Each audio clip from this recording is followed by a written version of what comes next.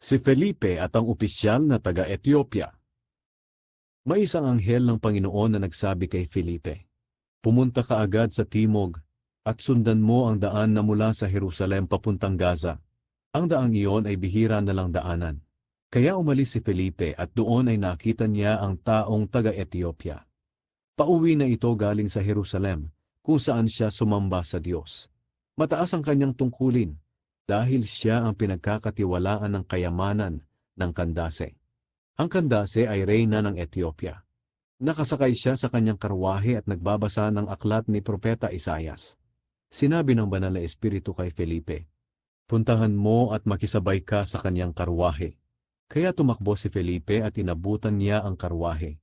Narinig niyang nagbabasa ang opisyal ng aklat ni Propeta Isaias. Tinanong siya ni Felipe kung nauunawaan niya ang kanyang binabasa. Sumagot ang opisyal, "Hindi nga eh. Paano ko mauunawaan kung wala namang magpapaliwanag sa akin?" Inanyayahan niya si Felipe na sumakay sa kanyang karwahe at tumabi sa kanya.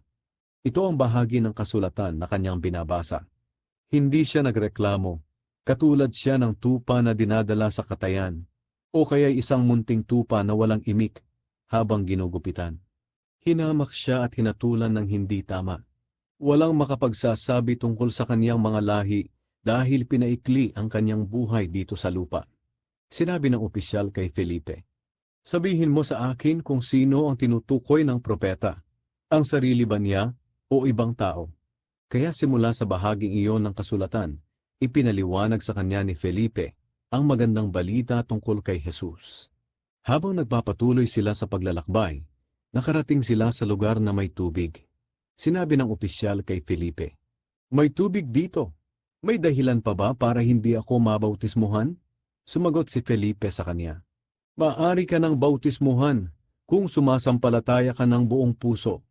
Sumagot ang opisyal, "Oo, sumasampalataya ako na si Hesukristo, ang anak ng Diyos." Pinahinto ng opisyal ang karwahe at lumusong silang dalawa sa tubig at binautismuhan siya ni Felipe. Pagkaahon nila sa tubig, bigla na lang kinuha si Felipe ng Espiritu ng Panginoon. Hindi na siya nakita ng opisyal, pero masaya siyang nagpatuloy sa kanyang paglalakbay. Namalayan na lang ni Felipe na siya'y nasa lugar na ng Azotus. Nangaral siya ng magandang balita sa mga bayan na dinadaanan niya, hanggang makarating siya sa Cesarea.